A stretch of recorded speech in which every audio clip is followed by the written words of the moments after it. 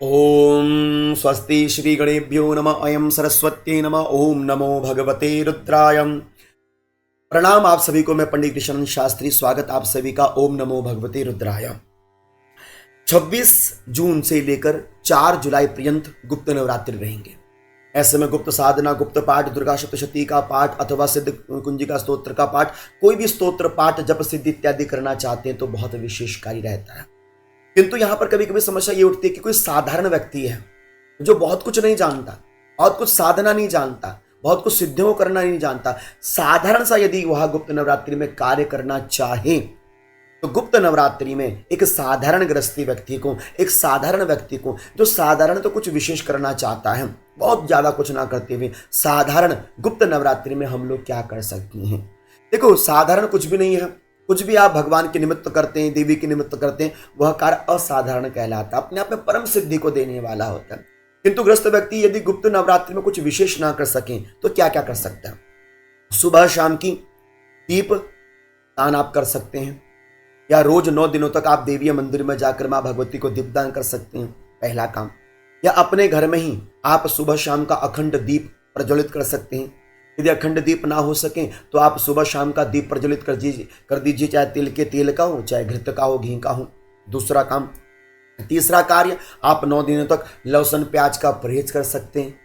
चौथा कार्य, आप अपने कार्यों की सिद्धि के लिए अपने घर में मूलतः सुबह और शाम के समय 2 स्तोत्रों का पाठ करें। पहला तो है सिद्ध कुंजिका स्तोत्र का, दूसरा है देवी कवच का।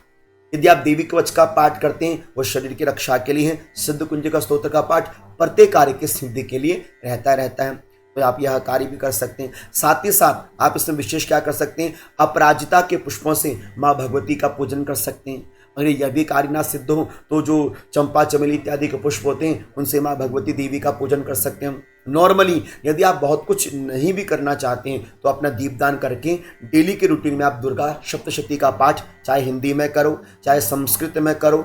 यदि वह भी कार्य सिद्ध ना हो तो आप सिद्ध कुंजिका स्तोत्र का पाठ भी कर सकते हैं। अथवा यह भी कार्य सिद्ध ना हो रहा हो तो जो मंत्र आप जपते हैं उस मंत्र को आप दुर्गा सप्तशती में के आधार पर, अथवा यदि वह भी ना कार्य सिद्ध हो पा रहा हो तो आप नवारण मंत्र का ओम ऐं ह्रीं क्लीं चामुंडाय विच्चे अथवा ओम नमो भगवते रुद्राय आदि जो भी मंत्र सिद्ध करना चाहते हैं वह भी आपके कार्य की सिद्धि के लिए श्रेष्ठतम माना जाता है। तो आप दुर्गा सप्तशती का सहारा लीजिए, सिद्ध कुंजिका स्तोत्र का सहारा लीजिए, मंत्र का सहारा लीजिए। आपके घर में यदि कोई यंत्र है तो यंत्र को नित्य आप 9 दिनों तक पूजन कीजिएगा, है ना। और यदि यंत्र इत्यादि कुछ भी नहीं है, केवल देवी की मूर्ति है, तो आप गुप्त नवरात्रि में पहले दिन माँ भगवती देवी का आप पूजन इत्यादि कर लीजिए, उनको स्नान इत्यादि करा दीजिए और 9वें दिन पुनः से माँ भगवती का पूजन करके प्रणाम इत्यादि करके अपने कार्य को आप सिद्ध कर सकते हैं।